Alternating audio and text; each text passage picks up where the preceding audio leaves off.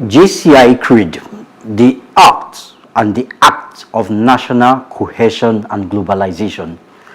Art is a visual or finished process or endpoint of an intentional act, while act is an action or an effort.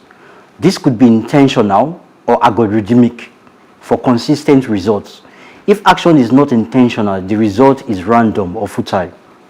In the words of Dwight Eisenhower, the 34th President of the United States, a people that values its privileges above its principles soon loses both. This means that everyone, from those in the position of authority or in government to those at the grassroots level in a nation, should prioritize common national goal or purpose beyond personal or individual interests. This makes a beautiful act. Now, what kind of act could create this art? Oh, I discovered an actionable algorithm in a set of principles ascribed to JCI, usually called JCI Creed. You may want to ask, what is JCI? I will leave that for you to Google, but what is important here is the JCI Creed is beyond an organization. It's an ageless way of life beyond any race or culture and of high global relevance.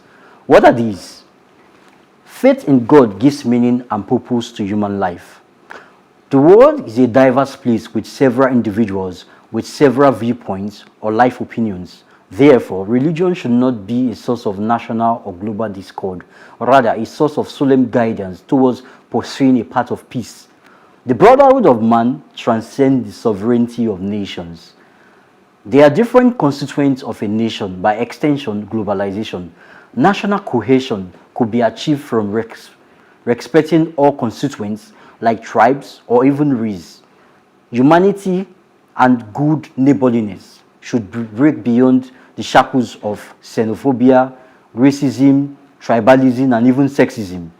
In local context, no Nigerian is more Nigerian than any other Nigerian, both within and outside Nigeria.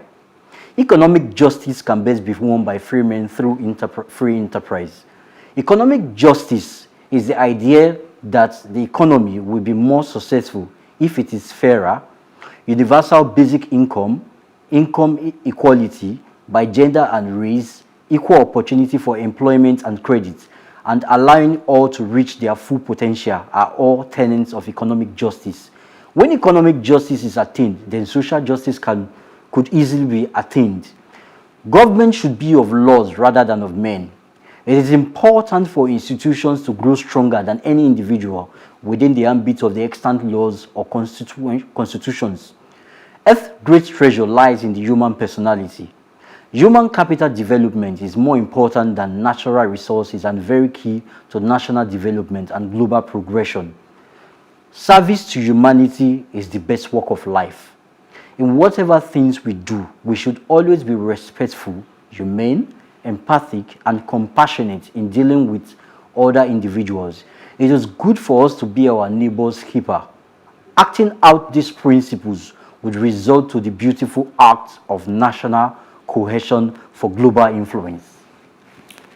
Well, Felix, when I heard all the things you said about, tribalism and everything, I think for me, one point that came top of my mind is that generational cohesion, because there's a generation that thinks that their approach and their ways are better than the other generation. I mean, we saw the viral videos about the flogging of the students. In that environment, it could be seen as it's okay to flog them. I don't still even know what they have done, what they actually did to merit that. But it gets to that point where we also begin to understand that while I'm not an advocate of if they have done anything that is out of place, I am not in support of what they have done if it is out of place in that a place. But maybe they also need to understand that the way of meting out those punishments may not necessarily promote cohesion, because it is one generation against the other. Somebody issued that instruction. Some persons are seeing it as they are the ones at the receiving end. So we have to also create that level of balance in terms of how we, our approach to doing things. So I'm just trying to say it's not just about, the government and the people. It can also be about we and we, a generation, Gen X to Gen Y to Gen Z. We need to get to that point where we are very understanding. I absolutely agree with you.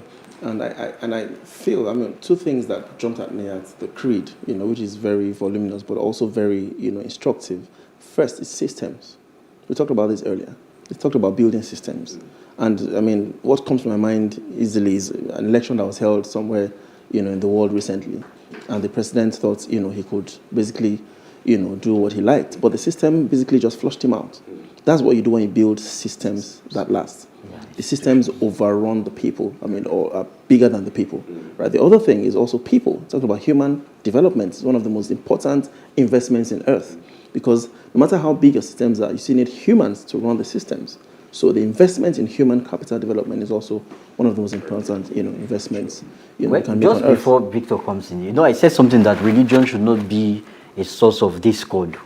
Now, the question you posed, those students were flogged because they said it was against Islamic principle for them to go and drink. Now, in this same country, a particular state in Nigeria, if alcohol is being sent into that state, the governor will seize it through his religious police and they will destroy it.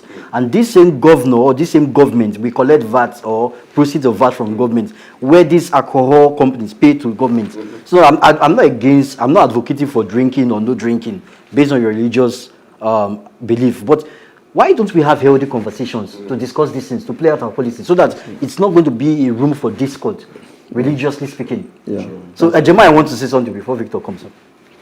Well, I'm very familiar with JCI. I have quite a number of friends that are into the organization, and my sister is so passionate about JCI. But I must applaud their ethics, which, for me, it talks about humanity, it talks about governance, talk about institution, it talks about brotherhood. And truly, most of these things, if we say we haven't heard it before, we are just, fooling ourselves. But in Nigeria as a whole, we've not been able to replicate this strong foundation into our system. If only we can be introspective and, and look at ourselves and say, some of these things are the things we need. You guys are talking about religion. You're talking about the hypocrisy of collecting the financial benefits of alcohol, while at the other hand, you're burning them down. This shows that we do not have a true value system. Because if you're against something, Nigerians will say, own it with your chest. Come out and say, I'm against it and I'm not going to have any naira from this kind of activity.